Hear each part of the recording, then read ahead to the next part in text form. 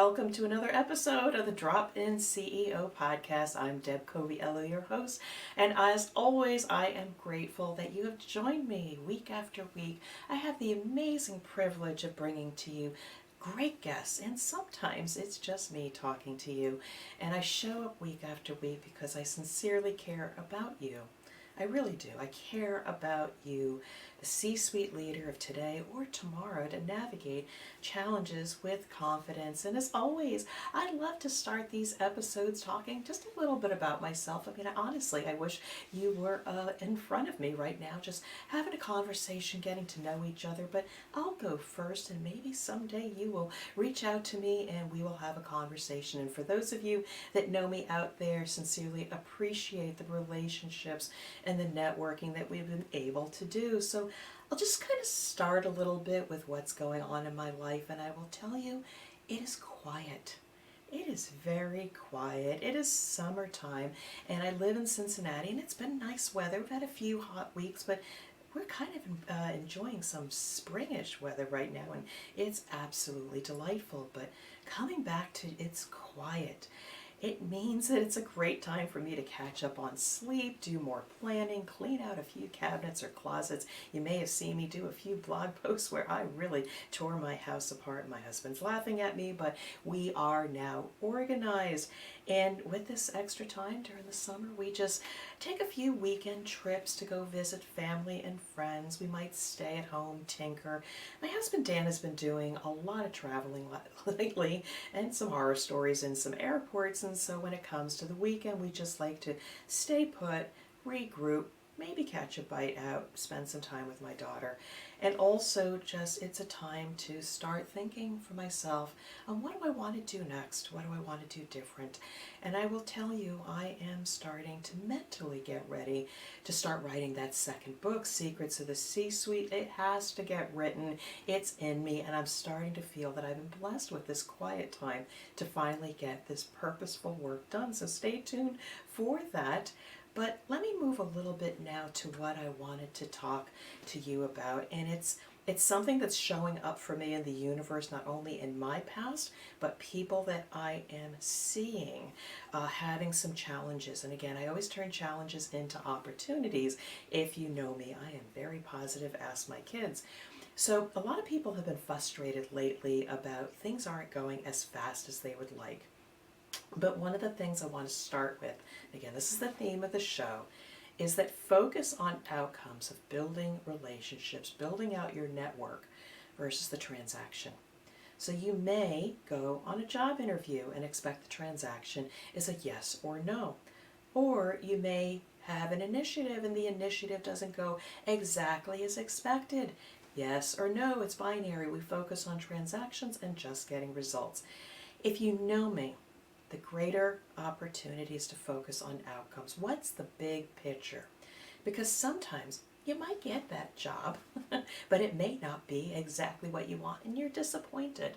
Or that initiative might have moved through your entire agenda, but people are frustrated, they're not getting back to you, and you're unable to really move the project as far as you'd like to. Those are transactions, but when we focus on better outcomes, good things happen. I know it's hard, but trust me, a few stories on my side. There's this company that I had a relationship with, and they actually were looking to hire me. And the process was taking so long. It was taking so long. I interviewed with them, had an amazing, amazing interview. What should have been just 2 hours, and 4 leaders wound up being 4 hours. Knocked it out of the ballpark. Never got the job offer, but I said to them, I said, even if you're looking for the perfect person, think about me. Think about me. Maybe I could be interim leadership for you until you find the perfect person. Well, 5 months later, I get a call and said, Deb, can you put together a proposal for us to focus on these particular issues? I send the proposal out. I sit and wait again. 3 weeks later, Deb, how soon can you start? 6 months from beginning to end to recognize my value, to actually engage in a relationship. Now, I was a patient person. I thought I was going to write that opportunity off. But what I wanted to say with you is that sometimes we just need to focus on having just great conversations with people. And at the end of the day, high five yourself that you were able to relate to them, provide them value, tell them you enjoyed the conversation, make a soft commitment to stay in touch, but be proud of yourself that you impacted somebody's life in a few moments of your time, and maybe you will be memorable. Someone once told me, and I Googled it, I don't know where the source is, but someone once told me that your network is your net worth. And I truly, truly believe it if you're a patient person. And one more quick story, and I am so grateful to this person who's in my network, who I had the good fortune of meeting while I was in corporate about 8 years ago.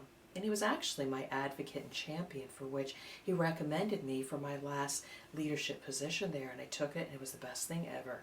And we've been staying in touch on and off, and then this happened. About 3 months ago, he connected me with somebody in his network, and we had a wonderful conversation for which they had a crisis happening, and we agreed that I would come into their organization and help support them during this crisis. Now, a relationship from 8 years ago manifested in an opportunity. So I ask you, do you have patience?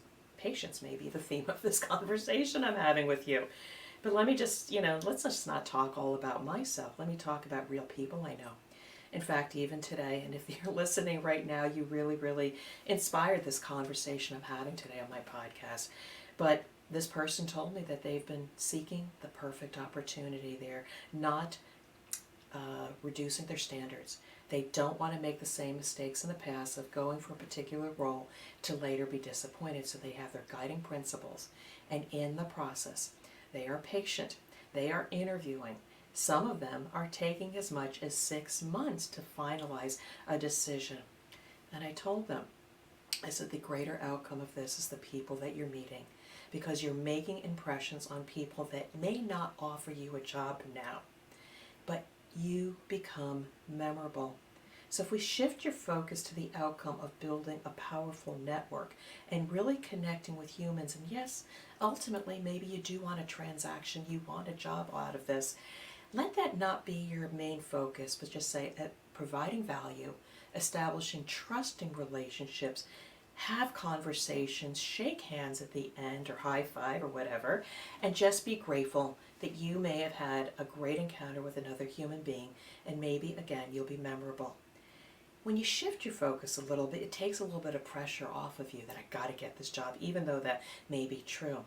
But if not this opportunity, you may be sought out or remembered for something else.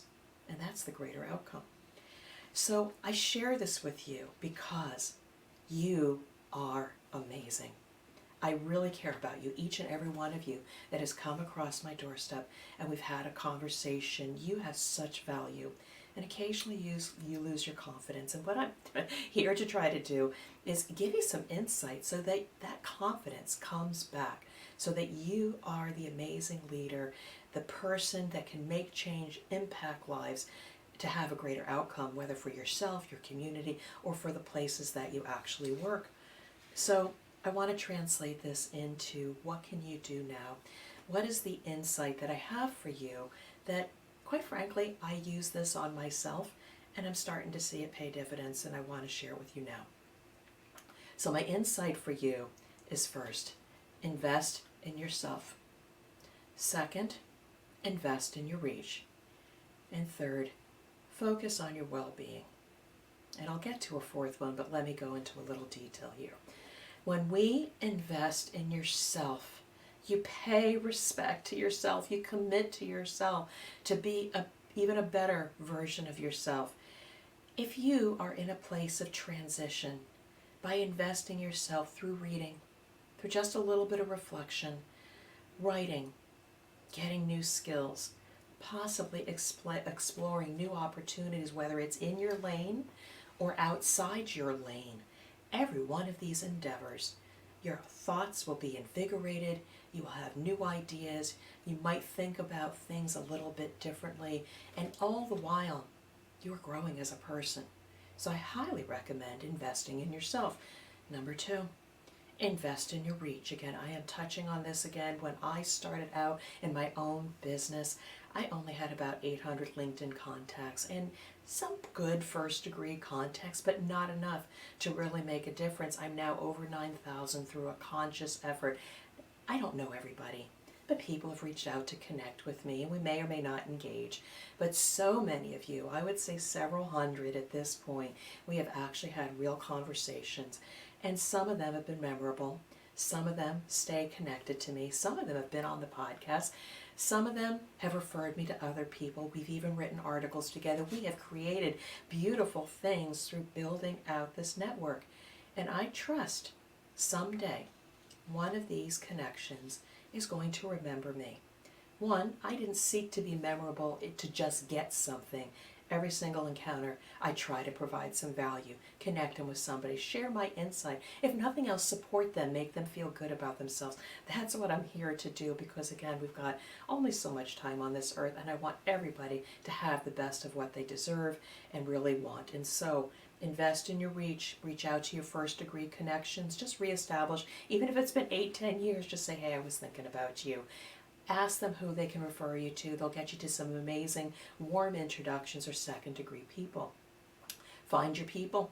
Find a networking group. But, yellow light, with caution, you got to find your people.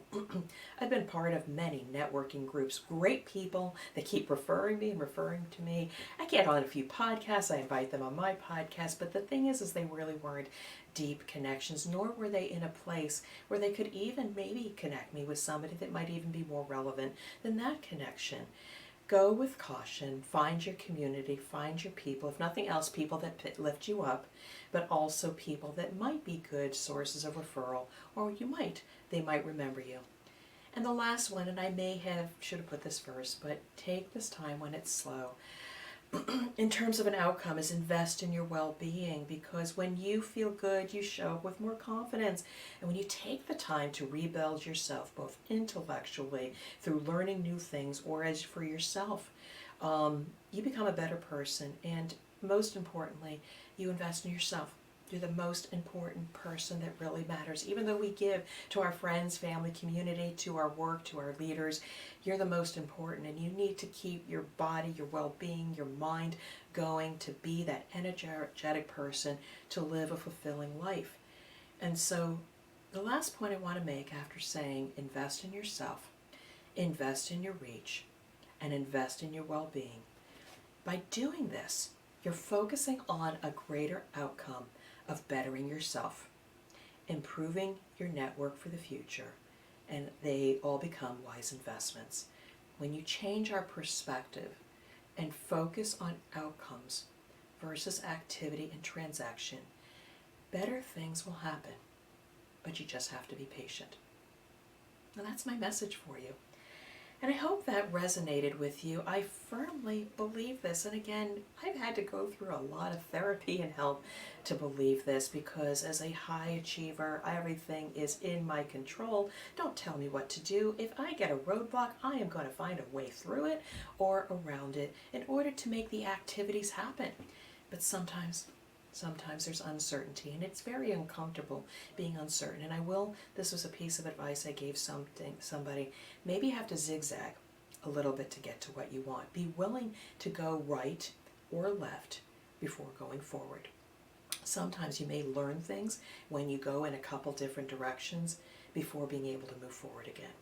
So I know for myself, I may not have been getting all the consulting work that I wanted, and I love the work that I get. It is amazing.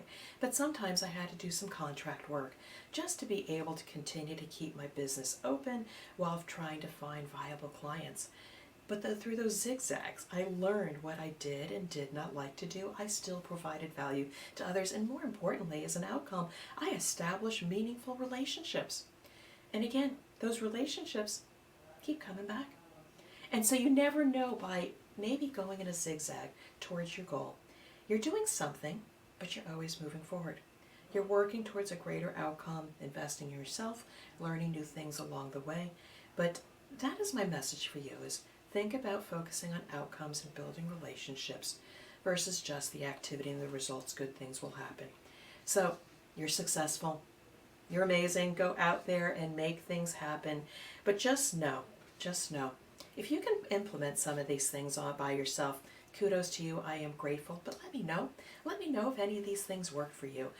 But I'm also here to be your compass, to be your guide, to be your number two, to be your sounding board. And I encourage you to reach out to me, complimentary 15-minute conversation. Reach out to me on my website, dropinceo.com.